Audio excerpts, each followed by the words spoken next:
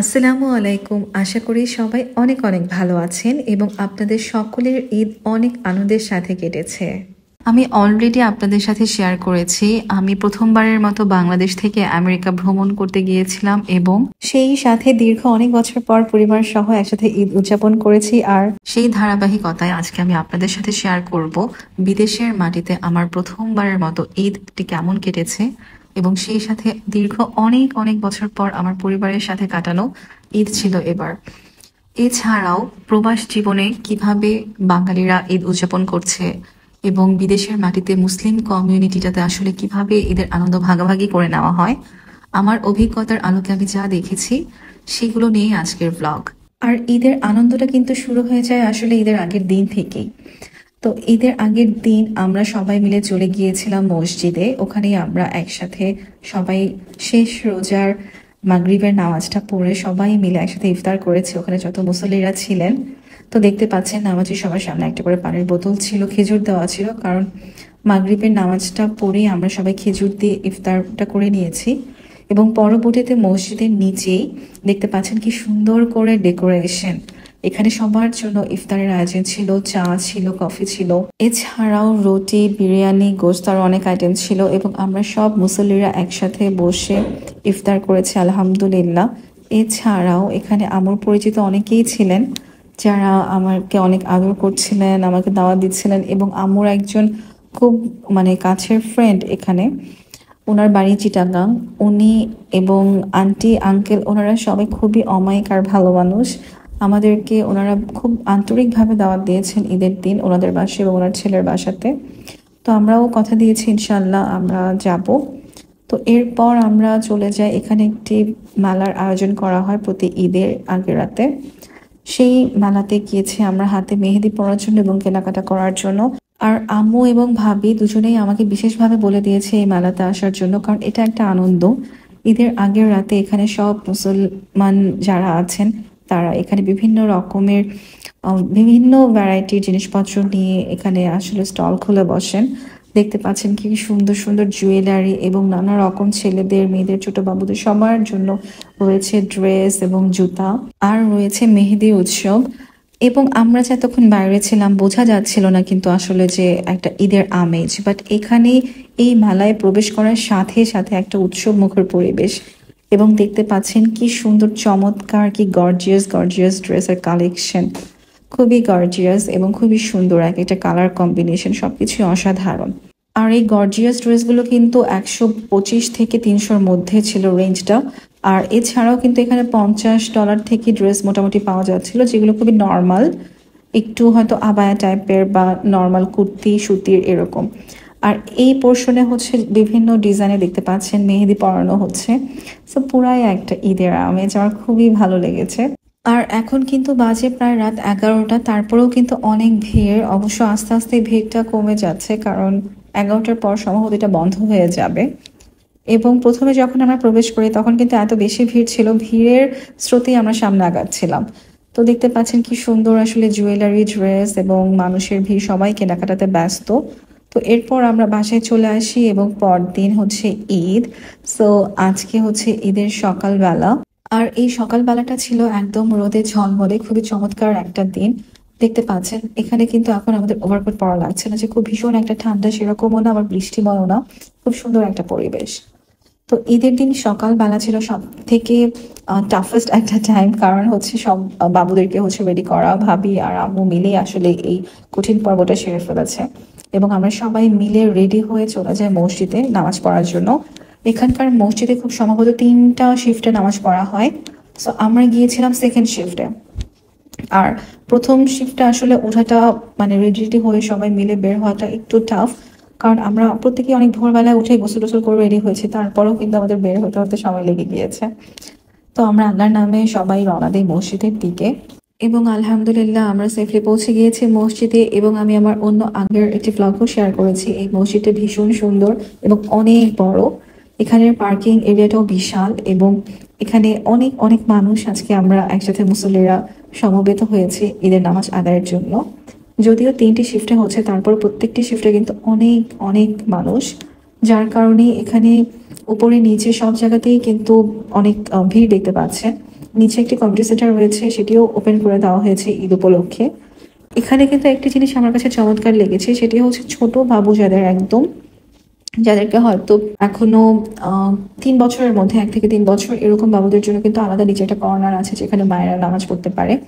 তারপর লিফটের ব্যবস্থা আছে, বয়স্ক বা যাদের সাথে অনেক বাচ্চা থাকে বা যাদের দরকার তারা হচ্ছে লিফটে ওঠানামা করতে পারে সিঁড়ি ব্যবহার না করে। এবং এখানে দেখতে পাচ্ছেন কত রকমের চকলেট এবং ফুল আর অনেক রকমের খেলনা দিয়ে সাজানো আছে, কারণ এখানে প্রত্যেকে তাদের পরিবারের সকল সদস্যদেরকে নিয়ে, সেটা যত ছোট বাবুই হোক না কেন, ছেলে হোক মেয়ে হোক, সবাইকে নিয়ে একসাথে ঈদের নামাজ আদায় করার জন্য আসেন। এবং এটি আমার কাছে অনেক অনেক ভালো লেগেছে, যেটি আমাদের বাংলাদেশে হয়তো সেভাবে প্রচলিত নয়। এবং মেয়েরাও কখনোই, আমরা বেশিরভাগ এলাকাতেই মসজিদে নামাজ পড়তে যাওয়া হয় না, যদিও এখন এই জিনিসটা চেঞ্জ এসেছে, এখন অনেক মসজিদে নামাজ পড়তে যাওয়া হয়। বাট এই যে একদম সবাই মিলে, পরিবারের একদম ছোট্ট শিশুটা থেকেও যে সবাই মিলে একসাথে যাওয়া, এটি এখনো সেভাবে বৃহৎ আকারে আসলে প্রচলিত হয়ে ওঠেনি। আর এখানে যে ছোট্ট বাচ্চাটি ইমাম সাহেবের ছেলে, সে সব বাবুদেরকে ডেকে ডেকে খুব আন্তরিকভাবে জিনিসগুলো, সে উপহারগুলো দিচ্ছিল। আমাকে এটা ভীষণভাবে আকর্ষণ করেছে। এবং আদিল, আহিল আর আরফা মামামের জন্য আমি হচ্ছে গিফটগুলো নিয়েছিলাম, ভীষণ খুশি হয়েছে আদিল বাবাই। সো এখানে কিন্তু ছোট বাবুদের জন্য নামাজ পড়ার ব্যবস্থা রয়েছে, যেন মানে যাদের ছোট বাবু রয়েছে সেসব মায়েরা নিচেই একটা সুন্দর কর্নার আছে যেখানে নামাজ পড়তে পারে এই সময়গুলোতে যখন অনেক বেশি ভিড় হয়। আর হচ্ছে ছেলেরা নিচে নামাজ পড়ে, মেয়েরা দোতলায়। এবং আজকে ঈদ দেখে নিজের কমিউনিটি সেন্টারটাও যেহেতু খুলে দেওয়া হয়েছে, তারপর বাইরে সবাই প্রত্যেকের সাথে কুশল বিনিময়, কোলাকুলি এবং আনন্দ ভাগাভাগি করে নিচ্ছিল।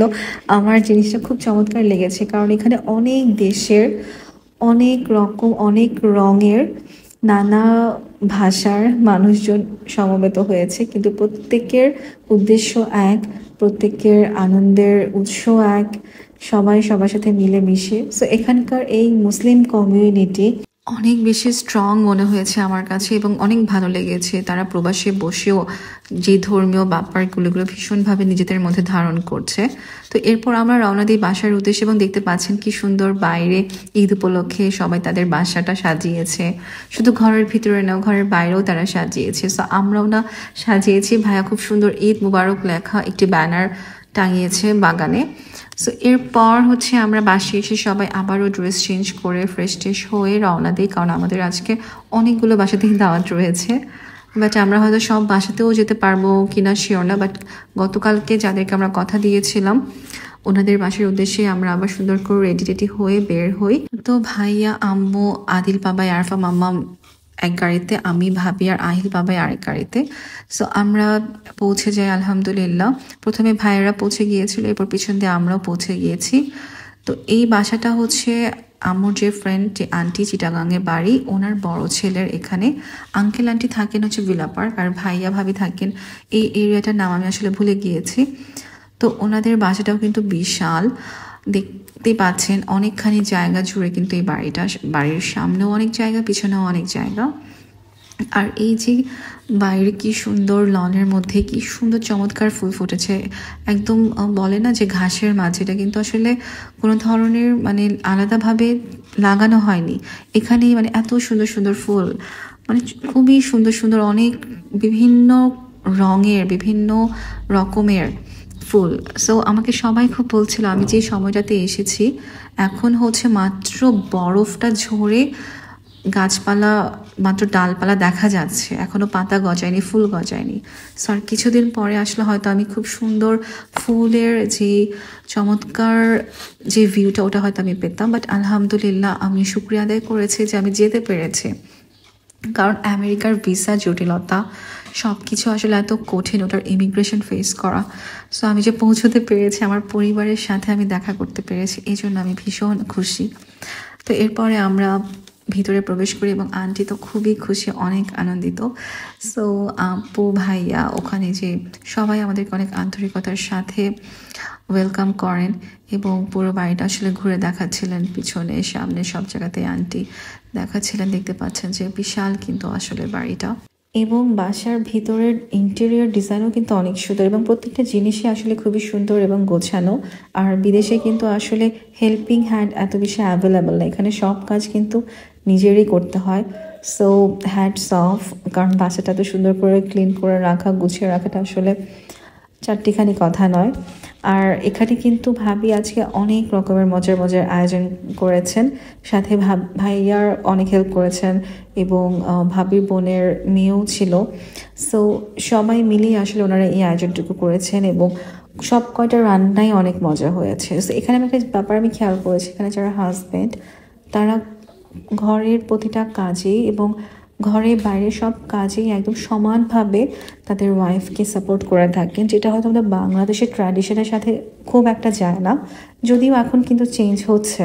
আমার শাশুড়িও কিন্তু ওনার ছেলেকে প্রতিনিয়ত এনকারেজ করেন যে ঘরে সাপোর্ট করার জন্য। সো আলহামদুলিল্লাহ আমার হাজব্যান্ডও কিন্তু দেখা যায় যে দিন দিন ও আরও শিখছে এই জিনিসটা। তো আমি বিদেশে দেখলাম যেটা একদম খুবই কমন সিনারিও, যে একদম হাজব্যান্ড ওয়াইফ ঘরে বাইরে প্রত্যেকটা কাজে ওয়াইফের থেকে আরও বেশি মানে পারদর্শী এবং সাপোর্টিভ, মাশাআল্লাহ। সো ওনারা এখানে বিফ, তারপরে হচ্ছে চিংড়ি, স্যামন ফিশ, ভেজিটেবল এবং এটাকে কি বলে, গরুর কলিজা, হ্যাঁ, বিরিয়ানি, পোলাও, আরও অনেক রকমের নাস্তা, অনেক কিছু ছিল। এবং খাওয়া দাওয়া শেষে ভাবির চাটা ছিল চমৎকার। চিটাগাংয়ের মানুষ খাওয়ার পরে একটা চা খায় আয়েশ করে, যেটা ওদের ট্র্যাডিশন আমার কাছে মনে হয়। আমি যেহেতু কক্সবাজারে জব করি, আমার ম্যাক্সিমাম কলিগরাই হচ্ছে চিটাগাংয়ের। সো ওনাদের মধ্যেও আমি এই ব্যাপারটা খেয়াল করেছি এবং আসলে কিন্তু ভালোই লাগে। আর ভাইয়া ভাবির হচ্ছে ছোট ছোট 4টা বাবু রয়েছে, খুবই কিউট কিউট মাশাআল্লাহ। সো আরফা, মাম্মা, হাতির, আহিল, সবাই আসলে একদম বাবুরা মিলে খুবই ওরা একটা মজার সময় পার করেছে। এখানে হচ্ছে ফাতেমা হচ্ছে আরফা মাম্মামের বেস্ট ফ্রেন্ড, ওরা প্রায় সমবয়সী। এবং এই ভাইয়ার বাসার মতোই নিচে, এখানে সবার বাসার নিচের বেসমেন্টেই ওনারা একটু খেলাধুলার আয়োজন করে থাকে। সো এখানেও বিলিয়ার্ডের অ্যারেঞ্জমেন্ট ছিল, যেখানে ভাইয়া হচ্ছে ওরা সবাই মিলে একটু বিলিয়ার্ড খেলছিল। এবং এরপর আমরা খাওয়া দাওয়ার পর্ব শেষ করে সবাই আড্ডা দিয়ে আমরা হচ্ছে আবার রওনা দিই। বের হওয়ার সময় আরেকটা স্মরণীয় ঘটনা, আমরা যেহেতু কারগুলো ভিতরের দিকেই পার্ক করে রেখেছিলাম, বাট ওনাদের বাসায় আরও গেস্ট এসেছিল যারা হচ্ছে গাড়িগুলো রাস্তার উপরেই পার্ক করে রেখেছে। তো যেহেতু আমরা এখন বের হব এবং যারা গাড়িগুলো রেখেছে তারা মাত্র খাওয়া দাওয়া করে বিলিয়ার্ড খেলতে গিয়েছে, সো ভাইয়া তাদেরকে ডিস্টার্ব করতে চায়নি এবং বাসার যিনি ভাইয়া আর আমার ভাই দুজনে মিলে পরামর্শ করে ঠিক করেছিল যে গাড়িটাকে লনের উপর দিয়ে ঘুরিয়ে নিয়ে যাবে। বাট আজকে হচ্ছে বৃষ্টি হয়েছিল এবং আনফর্চুনেটলি গাড়িটা পুরো ডেবে গিয়েছে এবং ভাইয়াদের আরেকটা 4 হুইল গাড়ি দিয়ে তারা হচ্ছে ট্রাই করেছিল দুটোকে মানে টেনে ওঠানোর, কিন্তু দুঃখজনক ওই গাড়িটিও ডেবে গিয়েছে। সো দুটো গাড়ি ডেবে গিয়েছে এবং আমরা সবাই মিলে হচ্ছে মানে চিন্তা করতেছিলাম যে কী হয়। সো সবাই অনেক মজাও পাচ্ছিল। সো ফাইনালি আসলে গাড়িগুলো উদ্ধার করতে পারেনি। সাপোর্টিভ টিম মানে প্রফেশনাল সাপোর্টিভ টিমদেরকে কল করে হচ্ছে এটা পরে উদ্ধার করা লেগেছে। তো গাড়িটাকে ওভাবে রেখেই আমরা হচ্ছে আবার চলে আসি, আমাদের আরেকটা বাসায় দাওয়াত ছিল। সো যাই হোক, কিন্তু খারাপ লেগেছে এই যে ভাইয়াদের বাড়ির যে লনটা ওটা কিন্তু ক্ষতিগ্রস্ত হয়েছে, ওটার জন্য আসলে আমার খুব কষ্ট হয়েছে। বাট বাকি যে কর্মকাণ্ড, এক একজনের মাথা থেকে যে এক একটা বুদ্ধি, এই জিনিসগুলো অনেক ফানি ছিল। যেহেতু এই গাড়িটি স্টাক, তো আমরা টেসলাতে করেই আমরা রওনা দিই এবং আরফা মাম্মাম হচ্ছে রয়ে যায়। আর ও তো ভীষণ খুশি যেহেতু আরও অনেকক্ষণ ধরে ওর ফ্রেন্ডের সাথে খেলতে পারবে। তো এরপর আমরা চলে যাই হচ্ছে আরেকটা দাওয়াতে এবং এখানে যে ভাইয়া বাসা ওনার সাথে হচ্ছে আমার ভাই একসাথে তারা খেলাধুলা করে, ওদের একটা স্পোর্টস টিমই আছে, এখানে সবাই মিলে খেলাধুলা করে সন্ধ্যার পরে। তো অনেক রকমের আয়োজন করেছেন ভাবি, এবং ভাবি হচ্ছে শহীদানোর থেকে পড়াশোনা করেছেন, এটা জানতে পেরে আমার কাছে একটু ভালো লেগেছে, কারণ হচ্ছে ভাইয়ার বাবাও ডিফেন্সে ছিলেন। সো এগুলো একটু মনে হয় যে না, কাছের মানুষ, কারণ আমার স্কুলের পাশেই হচ্ছে এটা, আর আমার অনেক ফ্রেন্ডরাও একই স্কুল থেকে পাশ করেছে। সো আমার কাছে অনেক মানে পরিচিত হয়ে ভালো লেগেছে। এবং যখন 3টা বাজে তখনই আমি কিন্তু জেট ল্যাগের কারণে চোখ খোলা রাখতে পারছিলাম না, তো আমি ঘুমিয়ে পড়েছিলাম এবং এর মাঝেই আসলে ডিনারের আয়োজন হয়েছে। আমাকে অনেকবার তারা চেষ্টা করেছে ঘুম ভাঙানোর, বাট পারেনি। এবং অ্যাট লাস্ট যখন প্রায় রাত হয়ে গেছে 8টা, 8:30, তখন হচ্ছে আমি উঠেছি, যেহেতু এখন বাসাতেও যেতে হবে। এবং দেখতে দেখতে আসলে ঈদটা শেষ হয়ে গেল এবং অত্যন্ত আনন্দের একটা দিন ছিল।